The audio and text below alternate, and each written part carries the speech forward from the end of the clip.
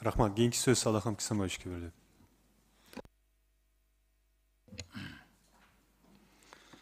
Урматтуу Нурлан мырза, азыр сизге суроо берсе, ушуну так айтпадыңыз же, билбейсизби, түшүнбөй калдыңызбы суроону?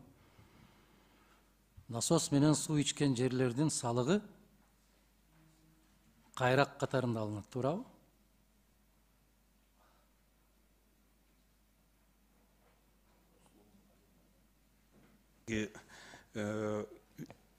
Кыргыз Республикасынын 2003 жылдын 9 октябрында номер 217 мыйзамына насос станциялары менен сугарылуучу жерлердин пайдалануучу айыл чарба субъекттеринин чыгымдарын компенсациялоо жөнүндө 3-чү беренесине ылайык насос станциялары менен сугарылуучу жерлерге бирдиктүү айыл чарба салыгы кайрак жерлерге бирдиктүү айыл чарба салыгынын өлчөмүнөн ашпагандай өлчөмдө белгиленет. Баракелде. Ушул мыйзамдын автору ким экенин бир карап койбойсузбу? Урматтуу Адахан Кимсамович билбейт экен. Ушул мыйзамдын автору Адахан Модумаров. Азыр сизге суроо өрөтөт. Ошол насос менен суу ичкен жерлерге кандай жеңилдиктер бар десе, силер жооп бере албай атасыңар. Насос менен сууну толук камсыз кылып берет, бирок салык кайрак жер сыяктуу алынат. Бул бир жагы. Экинчи жагы, ошол 2003 жылга чейин насос менен суу ичкен жерлердин насоско кетүүчү электр энергияны коммерциялык баага коюп келген Кыргыз Энерго Холдинг. Биз ошону белгилүү бир мөөнөткө чейин, белгилүү бир даражага чейин, жана сиз айтып аткан 3 тыйындык, ушундай болот, андан ашып кетсе, андан кийин каралат деп баскыч менен кеткенбиз. Мына ушул мыйзамдарды так окуш керек да. Депутаттар, жаңы келген депутаттар билбейт азыр кандай жеңилдиктер бар дегенде силер биринчи момунда, экинчи момунда, үчүнчү момунда деп так айтып беришиңер керек. Бизде Кыргыз Республикасында канча гектар жер ошол насос менен сугарылат? Канча гектар жер? Суу агенттигинин директору Сокеев Алмаз Себербекович жооп берип койсо. Биздин баланста 115 насос станцияга 58 000 гектар жер сугарылат. Ошол 58 000 гектар жер. Караңыз. 58 000 гектар жердин бүтүндөй бардык жеринен кайрак катары жыйналабы салык? Кандай дейсиз? Айтсаңыз. Өзү негизи сугат жерде бул. Негизи бул сугат жерде, кайрак эместе. Көрдүңүзбү? Насос менен сугарылган жер кайрак катары төлөнөт салыгы. Сиз билбейт экенсиз анда. Билбесеңиз билбейм. Жок, биз салыкты билбейбиз. Анда билбейм деп айтам. Билбейбиз. Ал сугатты деп айтам. Билбейм деңиз. Мына ошол 58 000 гектар жердеки салык, эгерде сугат жер болгон болсо канча түшмөк эле? Кайрак болгондон кийин канча түшөт? Ошонун ортосундагы айырмалык ошол дыйкандарга көрсөтүлгөн кайманы колдоо катарында деп жооп беришиңиз керек да сиз. Министрдин орун басары катары. Ошондо депутаттарга түшүнүктүү болот, дыйкандарга түшүнүктүү болот.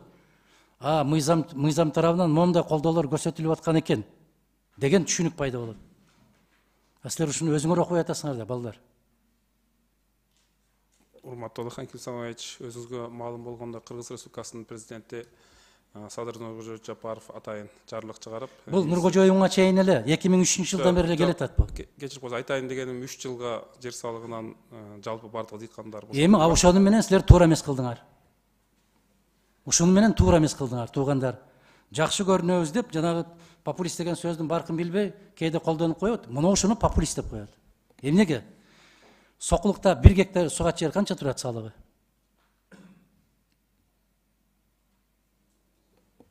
Эми урматтуу Адахан Кимсамович, мисалы ар бир жердин өзүнүн тарифтик сеткасы бар. Мен билем, айланайын. Мен сурап атам, конкреттүү сокулукту сурап атам. Бонитет.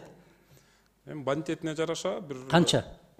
3000-ден 5000-ге чейин болсо. Ассаламу алейкум. Барекелди азаматтар, айланайындар, ай. Узак жашагыла. 294 сомдун тегерегинде жыйналат 1 гектар жерден. Өзгөн району 264 сом ушунун тегерегинде болгон. Чудасыңарбы? 1 гектар жер. Жок, бир 10 гектардан бир 3000 сомго жакын. Койбойсуңарбы? Каякта 3000 гектар жер болот? Жок, 10 000 10 гектардан бир 3000 сом 3000ге жакын жер салыгы алынып жүргөндө жалпы республика боюнча мени менен талашпа, иним. Мени менен талашпа. Мен ошол мыйзамдардын авторумун. Талашпагыла айланайындар. Ошол 264 сом берилет, бирдиктүү бир салык. 264 сом жер салыгы, 264 сом социалдык төлөм. Мына ошол. Эми элестеткиле. Дээрлик 60%-дан ашык калк жашаган дыйкандар бул Баткен областы, Ош областы, Жалал Абад областы. 60%-дан ашык дыйкандар жашаган жер. Bir kişiге 4 sotuktан жер тийген. Bir жан башка. 12 kişisi var үй бүлөгө 60 сотук жер тийген. 1 гектарга жетпейт. Демек, ошондо bir үй бүлө 210 сомдун тегерегинде төлөйт 1 жылга. Анын дагы 75%-ынын 20 мартка чейин, андан кийин 75%-ы күздө төлөнөт. Эч ким кыйынчылык тарткан жок.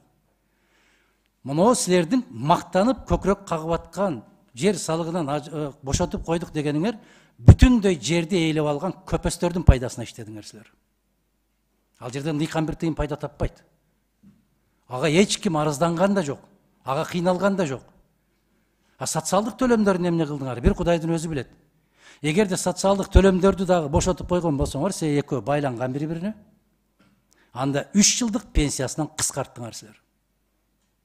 Урматтуу Адахан Мустафаевич, бардык физикалык, юридикалык жактар, бардык дыйкандар жер салыгынан 3 жылга бошотулду. Мен эмне деп атам анан? Ушуну айтып атпаймынбы?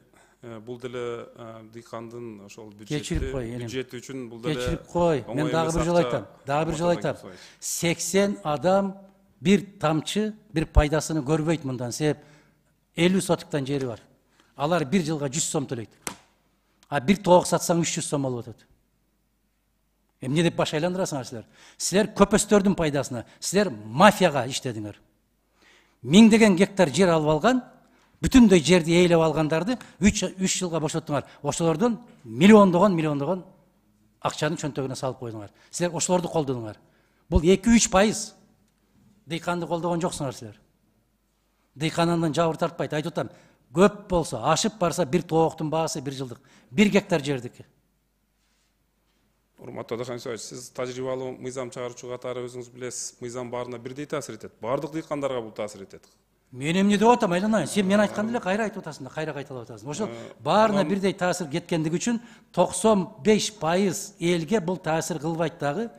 Жанагы салыктан жыйналгандар бүтүн жерди ээлеген көпөстөрдүн пайдасы. Анан кечирип коесуз, бирок мафия. Ошого лоббист болдуңар силер. Өкмөт эч кандай бир мафиянын бир кызыкчылыгын коргогон жок адам. Эми урматтууңар ошондой указ чыгарып берди, ошону аткарып атасыңар да силер. Мен ушуну унутпаймынбы? Ошондуктан дыйкандардын башын айландырып, биз силерди ушундай колдоого алдык деген сөзүңөр таптакыр чындыкка жакындабайт. Болбойт. Кээ бир жерлерде бар, bir кишиге 1 гектар 10 сотуктан тийген. Кээ бир киши бизде мисалы өзгөндө Саламалик айыл өкмөтүндө 1 сотуктан да тийген эмес. Жалпакташ айыл өкмөтүндө 1 сотуктан да тийген эмес. Аларга суугу ысыгы жок. 1000 гектар жерди басып отурган көпөстөрдү гана колдоп атасыңар силер. Кечирип койгула.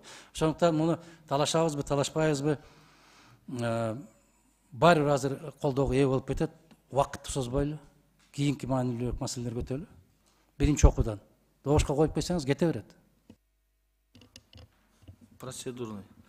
Негизи Азаматович, аябай эле биз башка жака кетип калдык негизичи. Чынын айтыш керек да, по существу карабай атабыз да, убакытыбыз кетип атат.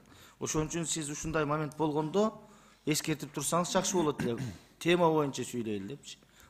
Ошон үчүн добушка коюңуз.